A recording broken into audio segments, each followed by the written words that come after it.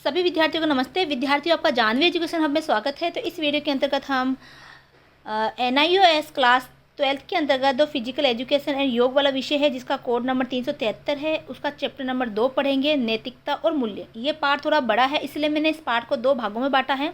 तो इस वीडियो के अंतर्गत हम चैप्टर का आधा भाग ही पढ़ेंगे, ठीक है, और फिर अगले वीडियो में हम चैप्टर का बचा हुआ भाग पढ़ेंगे। तो पढ़ते हैं चैप्टर को। तो आगे बढ़ने से पहले आपसे गुजारिश है, अगर आप हमारे चैनल पर नए हो तो चैनल को सब्सक्राइब जरूर कीजिए, वीडियो को शेयर करें और अच्छा लगे तो वीडियो को लाइक जरूर करें। तो बढ़ते हैं आगे। तो देखिए, पाठ का नाम है नैतिकता और मूल्य। तो अगर हम देखें कि नैतिकता क्या होती है और मूल्य क्या होती है, तो नैतिकता का मतलब होता है जो अच्छे गुण होते हैं व्यक्ति के अंदर, जो अपेक्षा की जाती है कि व्यक्ति में अच्छे गुण होने चाहिए, वो नैतिकता होती है। जैसे कि ईमानदारी है, सच्चाई है ना, साथ में सहयोग की भावनाएं हैं, ये कुछ गुण होते हैं। जो मूल्य जो एक विशेष परिस्थिति में ही उनका पता चलता है कि ये उसमें ये गुण उसमें है या नहीं है। तो इसी पाठ के अंदर हम इसी के आधार पर कुछ हम पढ़ेंगे कि कहाँ कहाँ हमारे नैतिक मूल्य है, नैतिकता है, हमारी काम आती है। जैसे खेल भावना है, योग के जरिए हम नैतिकता कैसे सीखते हैं, वो इस चैप्टर के अंतर्गत बताया गया है। तो देखिए, स्कूल टीम अपनी शारीरिक फिटनेस की कमी के कारण नियमित रूप से अपनी क्षमताओं के अनुसार प्रदर्शन नहीं कर रही थी। टीम के खिलाड़ियों ने प्रदर्शन क्षमता बढ़ाने की दवाओं के बारे में सुना था और कोच के परामर्श के बिना हानिकारक दवाइयों को लेना शुरू कर दिया था।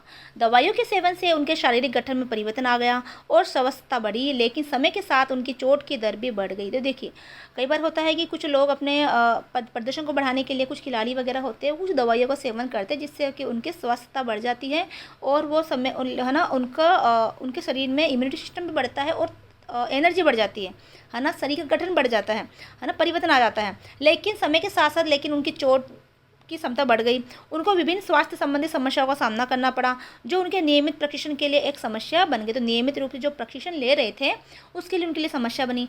कोच ने जांच प्रक्रिया प्रारंभ की और पाया कि एथलीटों द्वारा एनाबॉलिक यानी अपचय स्टेरॉयड का उपयोग किया जा रहा था। कोच ने खिलाड़ी कार्यशाला के दौरान एथलीटों के साथ बात की और इन मुद्दों और समस्याओं के निवारण किया।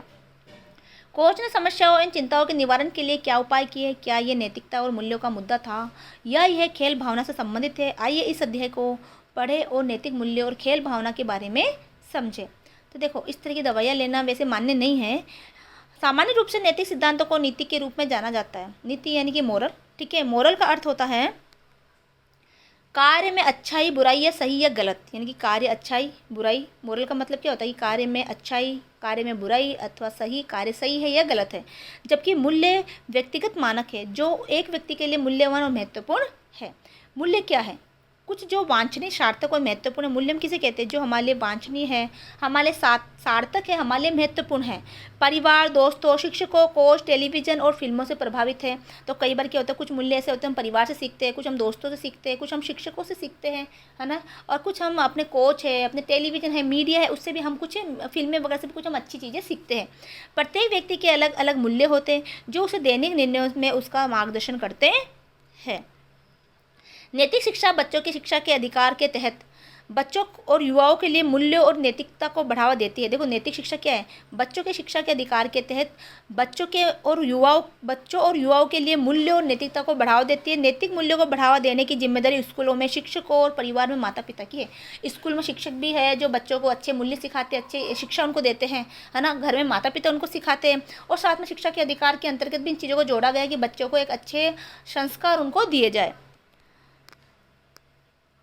खेल शिक्षा नैतिक मूल्यों के विकास का महत्वपूर्ण हिस्सा। देखो, खेल के जरिए भी बच्चे नैतिक मूल्य सीखते हैं। देखो, खेल के अंदर हमें ईमानदारी बरतनी होती है, खेल में हमें एक दूसरे का सहयोग करना होता है। खेल के अंतर्गत हमें जो है हम एक तरह से जीतने की भावना से खेलते हैं कि हमारी टीम विजय हो। लेकिन अगर हमारी टीम, जो भी टीम हारती है या जो विजय भी होती है ना, वो सामने वाली टीम के प्रति भी सहानुभूति रखती है, उनके साथ भी वैसा ही व्यवहार करती है। क्योंकि एक तो खेल है, खेल में हार जीत होती रहती है, लेकिन फिर भी वो उनसे गले मिलती है, उनसे हाथ मिलाती है, एक दूसरे को वो है ना धन्यवाद दे, बेस्ट ऑफ लक करती है, ठीक है।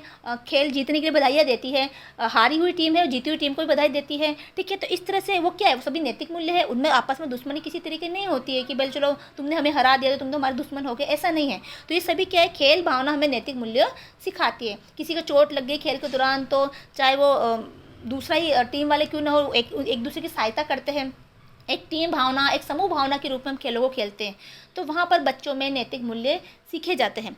नैतिक शिक्षा बच्चों को प्राप्त शिक्षा के अधिकार के फ्रेमवर्क में के अंतर्गत बच्चों एवं युवाओं के लिए नैतिक मूल्यों को बढ़ावा देती है। विद्यालय में नैतिक मूल्यों को सिखाने की जिम्मेदारी अध्यापकों की है तथा नैतिक मूल्यों को बढ़ावा देने का उत्तरदायित्व तो माता पिता का है। देखो, विद्यालय में नैतिक मूल्य सिखाए जाते हैं, लेकिन विद्यालय में बच्चा कितनी देर रहेगा? 6-7 घंटे रहता है। उसके बाद अपने घर पे माता पिता के साथ रहता है, तो माता पिता का भी उत्तरदायित्व तो बनता है कि वो अपने बच्चों को नैतिक मूल्य सिखाए, क्योंकि बच्चे की पहली पाठशाला परिवार की कहलाती है। परिवार से बच्चा नैतिक मूल्यों को, अच्छाइयों को सीखता है। इस पाठ का अध्ययन करने के बाद, यानी इस पाठ का उद्देश्य क्या है? तो अध्ययन करने के बाद खेल कौशल का अर्थ समझ सकेंगे, खेल में नैतिकता पर प्रकाश डाल सकेंगे, ओलंपिक मूल्यों की व्याख्या कर सकेंगे और योग और खेल के माध्यम से सामाजिक और व्यक्तिगत नैतिकता सीख सकेंगे। अब है खेल भावना की अवधारणा। देखो, खेल भावना क्या है? खेल भावना की अवधारणा, देखो, खेल के अंदर हम क्या करते हैं? एक दूसरे के सहयोग के साथ खेलते हैं, है ना। साथ में प्रतियोगिता भी रहती है। चलो, खेल भावना खेल की एक अवधारणा है जिसमें हम निष्पक्षता, नैतिकता, सम्मान, आत्मनियंत्रण, साहस और प्रतिद्वंदी के साथ सहचार्य की भावना के द्वारा शारीरिक गतिविधि या खेल में से आनंदित होने पर केंद्रित है। एक हारा हुआ खिलाड़ी जो अच्छी तरह से हार स्वीकार नहीं करता है, जबकि एक अच्छे खेल का अर्थ है एक अच्छा विजेता। एक हारा हुआ खिलाड़ी जल्दी से अपनी हार स्वीकार नहीं करता है ना, लेकिन एक अच्छे खेल का अर्थ क्या है कि एक अच्छा विजेता। खेल भावना खेल के लिए एक नैतिक दृष्टिकोण है। स्वस्थ प्रतियोगिता चरित्र, गुणवत्ता और व्यक्तिगत सम्मान को बढ़ाती है। यह समाज में और प्रतियोगियों के बीच विश्वास और सम्मान विकसित करने में मदद करती है। खेल भावना का लक्ष्य सिर्फ जीतने के लिए नहीं है, बल्कि बेहतरीन प्रयास करने के लिए और खेल के परिणाम का सम्मान करने के लिए है। खेल भावना की अवधारणा खेल के माध्यम से हमारे चरित्र के विकास में मदद करता है। देखो, खेल भावना का लक्ष्य सिर्फ जीतने के लिए नहीं है, बल्कि बेहतर प्रयास करना होता है, यानी कि हम जीत जाए, सामने वालों को किसी भी रूप में हराए, किसी भी पैतरे से हराए नहीं। खेल भावना का मतलब होता है कि बेहतर हम प्रयास कर रहे हैं, हम खेल के परिणाम जो भी हमारे सामने होगा, चाहे अच्छा रहेगा चाहे बुरा रहेगा, यानी खेल में हम हारेंगे जीतेंगे उसको हम स्वीकार करते, सम्मान के साथ हम स्वीकार करते हैं, है ना। प्रतिद्वंदी का भी हम सम्मान करते हैं। तो खेल भावना की अवधारणा हमारे चरित्र के विकास में भी मदद करती है। खेल भावना एक ऐसा व्यवहार है जिससे खेल और अन्य खिलाड़ियों के प्रति नियमों के लिए सम्मान दिखता है। देखो, खेल भावना में क्या होता है? जो भी खेल खेला जाता है, आप चाहे क्रिकेट खेलो, खो खो खेलो, कबड्डी खेलो, हर खेल के अंदर एक नियम बने हुए होते हैं। उसी नियम के दायरे में रहकर वो खिलाड़ी खेलते हैं, ठीक है। तो वो नियमों के लिए भी सम्मान दिखाता है। वो खिलाड़ी है, जो खिलाड़ी है वो अपने उस खेल के जो नियम है उसके प्रति सम्मान दिखाता है। टीमों को उनकी खेल भावना और निष्पक्ष खेल के लिए प्रशंसा की जाती है। जब खेलों को नैतिकता, सम्मान, निष्पक्षता और प्रतियोगिताओं के साथ साहचर्य, फेलोशिप की भावना से के उचित व्यवहार और खिलाड़ी भावना के साथ खेला जाता है, तो ये खेल भावना का उदाहरण बन जाती है। जब खेल को हम नैतिकता के साथ में, सम्मान के साथ में, निष्पक्षता के साथ में और प्रतियोगिता के साथ सहचार्य, भले ही अपना प्रतियोगी है, सामने दूसरी वाली टीम हमारी प्रतियोगी है, लेकिन उसके साथ भी हम सहचार्य यानी अच्छी प्रेम भावना के साथ हम खेलते हैं, है ना। फेलोशिप की भावना रखते हैं, एक दूसरे का सहयोग करने की भावना रखते हैं, तो वो जो उचित व्यवहार रखते हैं उसके साथ में, तो खिलाड़ी भाव के साथ हम खेलते हैं, तो वो खेल भावना का उदाहरण बनता है। उदाहरण के लिए जैसे हम एक उदाहरण दे रखा है कि हाथ मिलाना, मैच के बाद प्रतिद्वंदी के साथ हाथ मिलाना अच्छी खेल भावना का प्रतीक माना जाता है। तो आपने मैच वगैरह देखे होंगे, है ना, जो भी मैच होते हैं बड़े बड़े, आपने जो वर्ल्ड कप वगैरह भी देखा होगा, तो उसके दौरान क्या होता है कि अगर कोई टीम हार भी जाती है तो उस दौरान भी जो टीम आपस के अंदर हाथ मिलाती है, तो ये भी क्या है, एक अच्छी खेल भावना का प्रतीक है। माना कि दो टीमें हैं जो एक फुटबॉल मैच खेलने जा रही है। मैच शुरू होने से पहले वे एक दूसरे के साथ और रेफरी के साथ भी हाथ मिलाते हैं। एक बार मैच खत्म हो जाता है वे उसी प्रक्रिया को दोहराते हैं, यानी कि हाथ मिलाना, एक दूसरे को सम्मान देते हैं। हाथ मिलाकर क्या करते हैं, एक दूसरे को सम्मान देते हैं। इस बात से कोई फर्क नहीं पड़ता कि कौन टीम खेल जीत रही है, इसे ही सच्ची खेल भावना कहा जाता है। उससे उन्हें कोई फ़र्क नहीं पड़ा, उन्होंने सबने अपना अच्छा प्रयास किया, ठीक है, पूरी कोशिश की अपनी टीम को जिताने की। लेकिन अगर जो भी परिणाम रहा, जो भी हारे हैं, जो भी जीते, लेकिन वो लास्ट के अंदर उनके अंदर खेल, जो टीम खेल जीत रही है ना, इससे उनको इसी खेल सच्ची खेल भावना कहा जाता है। जो खेल जीतती है या हारी है उससे उनको कोई फ़र्क नहीं पड़ता है, वो होती है सच्ची खेल भावना। अब देखो, प्रश्न दे रखे इससे संबंधित। इन प्रश्नों के उत्तर है कि व्यवहार यानी कि वाक्यों को सार्थक बनाने के लिए रिक्त स्थान भरिए, हमें इस वाक्यों को पूरा करना है, उसके लिए मेरे रिक्त स्थान की पूर्ति करनी होगी। व्यवहार एवं प्रकृति को व्यवहार एवं प्रवृत्ति जो खेल के नियमों तथा अन्य खिलाड़ियों के प्रति सम्मान दिखाती है। देखो, व्यवहार एवं प्रवृत्ति जो खेल के नियमों तथा अन्य खिलाड़ियों के प्रति सम्मान दिखाती है, वो क्या कहलाती है? खिलाड़ी भावना कहलाती है। यानी ये हम खेल सकते खेल भावना कहलाती है। अगला है, खेल और गतिविधि को नैतिकता और सम्मान के साथ ठीक से आनंद लिया जा सकता है। तो देखो, जो हम खेल खेलते हैं ना, उसको खेल और गतिविधि का, हम जब भी कोई खेल खेलते तो खेल और गतिविधि का हम नैतिकता, सम्मान, निष्पक्षता और मैत्री के साथ खेल, यहाँ लिख सकते हो आप कि नैतिकता, सम्मान, निष्पक्षता और मैत्री के साथ ठीक से आनंद लिया जा सकता है। अगला है, मैच के बाद विरोधियों के साथ अच्छी खेल भावना के प्रतीक के रूप में माना जाता है। तो वो क्या है? हाथ मिलाना। तो यहाँ लिखेंगे हाथ मिलाना जो है मैच के बाद विरोधियों के साथ अच्छी खेल भावना के प्रतीक के रूप में माना जाता है। चलो, खेल में नैतिकता। तो खेल में नैतिकता क्या होती है? नैतिकता सिद्धांत है। नैतिकता क्या एक सिद्धांत है, आचार, विचार और मूल्यों के आधार या नींव है, जिनको प्रत्येक व्यक्ति के चरित्र के रूप में देखा जा सकता है। नैतिकता इस प्रकार व्यवहार और जीवन जीने के तरीके हैं। तो नैतिकता की एक व्यवहार है और जीवन जीने का तरीका है, जिसके माध्यम से व्यक्ति अच्छाई के मूल्य का एहसास करता है। नैतिकता का मुख्य उद्देश्य सभी की दिल से देखना है। तो नैतिकता का मूल्य उद्देश्य क्या है? नैतिकता का मुख्य उद्देश्य सभी की दिल से देखना है, सभी को अपने दिल से महसूस करना, उनको देखना है और अपनी ओर से सबसे अच्छा कार्य करने की कोशिश है। खेल में 4 प्रमुख नैतिक मूल्य है। देखो, सभी के साथ अच्छा व्यवहार करना, ठीक है, सभी को एक अच्छी नज़रिए से देखना, और खेलों में भी 4 मुख्य प्रमुख नैतिक मूल्य होते हैं। पहला है सम्मान, यानी हम एक दूसरे खिलाड़ी का सम्मान करें, अपनी जिम्मेदारी समझें, ईमानदारी का प्रदर्शन करें और निष्पक्षता रखें। हम एक प्रत्येक के बारे में, इनके बारे में हम जानेंगे कि निष्पक्षता क्या है। खिलाड़ी और कोच को उनके विशिष्ट खेल के नियमों और विधि का पालन करना चाहिए। नियमों को रेफरी द्वारा दोनों टीमों के लिए समान रूप से लागू किया जाना चाहिए। देखो, खिलाड़ी और कोच दोनों जो होते हैं, उनको विशिष्ट खेलों के नियमों का और विधियों का पालन करना है, और जो रेफरी होता है उनके लिए तो दोनों टीम ही समान होती है, तो दोनों टीमों के ऊपर ही वो नियमित रूप से जो भी नियम है उनको लागू करें। व्यक्तिगत हित या पूर्वाग्रह परिणामों में नहीं दिखाया जाना चाहिए। यानी व्यक्तिगत हित, यानी कि रेफरी है वो अपना व्यक्तिगत हित ही ना देखे, और साथ में पूर्वाग्रह, यानी मान लो को खिलाड़ी ने गलती कर दी तो उसी गलती को दूसरे खेल के अंदर वो है ना मतलब उसके उस समय की पूर्वाग्रह से ग्रसित ना रहे वो, ठीक है। किसी भी व्यक्ति को लैंगिक अभिविन्यास, लिंग या जाति के आधार पर निकाला नहीं जा सकता। खेल की पवित्रता का उल्लंघन नहीं हो सकता, नहीं वही हो जाता है जब खिलाड़ी या कोच अपने प्रतिद्वंदी पर अनुचित लाभ का उपयोग करते हैं। देखो, खेल की पवित्रता का उल्लंघन कब होता है? जब खिलाड़ी या कोच अपने प्रतिद्वंदी पर अनुचित लाभ का उपयोग करते हैं। अगला, ईमानदारी। प्रतिद्वंदी द्वारा किसी भी साधन और तरीके का पालन करना जो खेल या खेल भावना की सम्यकत के खिलाफ हो। यानी प्रतिद्वंदी जो होता है, कोई सामने वाला जो टीम होती है, कोई खिलाड़ी होता है, वो खेल के दौरान ऐसे को अनुचित साधनों का प्रयोग करता है या तरीकों का प्रयोग करता है जो खेल के विरुद्ध होता है, उस खिलाड़ी में ईमानदारी की कमी को प्रदर्शित करता है। इसे हम फुटबॉल के एक उदाहरण से स्पष्ट देख सकते हैं। जब भी एक खिलाड़ी खेल के दौरान बेईमानी या नकली चोट दिखाता है, तब वह खिलाड़ी खेल की भावना को नहीं दिखा रहा है, क्योंकि फुटबॉल में ऐसी कौशलों को डिजाइन नहीं किया गया है। और यह भी पता चलता है कि ऐसी बातें अधिकारी को धोखा देने के लिए होती है। इस तरह की बातें अधिकारी की विश्वसनीयता को चोट पहुंचाती है। अगला है उत्तरदायित्व। कोच और खिलाड़ी को मैदान पर या मैदान के बाहर अपने कार्यों के लिए जिम्मेदारी लेनी चाहिए। खेल के दौरान खिलाड़ी को कई बार हार का सामना करना पड़ता है और अधिकतर उनके पास अपने प्रदर्शन, फिटनेस आदि जैसे खेल के विभिन्न पहलुओं के बजाय खराब स्थापन का बहाना होता है।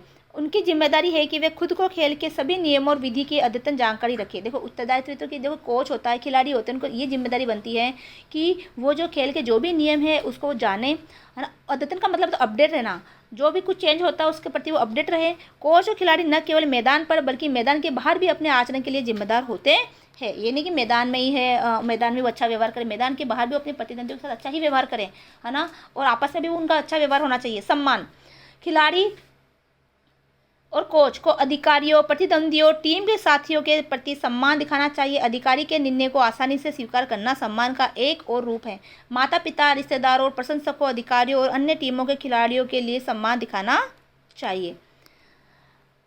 खेल हमें समूह कार्य करने के लिए अवसर प्रदान करते हैं। क्योंकि खेल में देखो क्या होता है, खेल जो होता है उसमें टीम होती है। अकेला व्यक्ति खेल नहीं खेल सकता, 2 लोगों की टीम होगी तो ही खेलेंगे, या फिर खेल जो भी खेल होता है उसके नियम के अनुसार उनकी जो सदस्य संख्या होती है, जो टीम होती है उसके अनुसार खेलते हैं। तो खेलों के अंदर 2 या 2 से अधिक व्यक्तियों की आवश्यकता होती है। तो खेल हमें समूह कार्य करने के लिए अवसर प्रदान करते हैं और साथ ही अच्छी तरह से लोगों को जानने का अवसर प्रदान करते हैं। कौशल निर्माण, नीति विकास और नियमित व्यायाम के अवसर प्रदान करते हैं। खेल के माध्यम से बच्चों को सिखाना चाहिए कि कैसे जीतने पर और हारने पर बिना निराश हुए शालीनता से संयम रखना चाहिए। तो खेल के माध्यम से हमें बच्चों को सिखाना चाहिए कि जीतने पर और हारने पर हमें शालीनता का हमें धैर्य का सामना, धैर्य और संयम बरतना चाहिए। उदाहरण के लिए एक लड़की फुटबॉल खेलती है, तब वह अपनी फुटबॉल टीम में शामिल खिलाड़ियों से सीखती है कि खेलने के दौरान कैसे सकारात्मक रहा जा सकता है, यानी पॉजिटिव रहना है। जब चीज़ें सही नहीं हो रही हो और वे चीज़ें उसे सहन नहीं हो रही थी, उससे वयस्कों को अपने लाभ के लिए नियमों का तोड़ जोड़ करते हुए भी देखा। देखो, कुछ चीज़ें सही नहीं हो रही थी, वैसों ने उनसे जो कुछ बड़े थे उनको कुछ लाभ के लिए कुछ नियमों को उन्हें तोड़ते जोड़ते भी देखा, तो अभी वो उसने अपने आप को संयमित रखा। वह फुटबॉल से प्यार करती थी, उसने इसका अध्ययन किया और उसके बारे में लिखा था। वह खेल को जीवन की तरह देखती थी। वहाँ अन्याय और उन घटनाओं को खिलाड़ी नियंत्रित नहीं कर सकता। वे अपने दृष्टिकोण और प्रयास पर क्या नियंत्रित कर सकती हैं, उस पर ध्यान केंद्रित करने का फैसला किया। उसने खेल के माध्यम से ही जाना कि जीवन जीने की कला खेल से मिला उपहार है। हम नैतिकता और मूल्यों को खेल से हृदय गमन कर सकते हैं। तो नैतिकता और मूल्य हम खेल के जरिए अपने अंदर उतार सकते हैं। देखो, नैतिकता क्या है? नीति सब नैतिक सिद्धांत है जो एक व्यक्ति के व्यवहार को प्रभावित या परिभाषित करती है।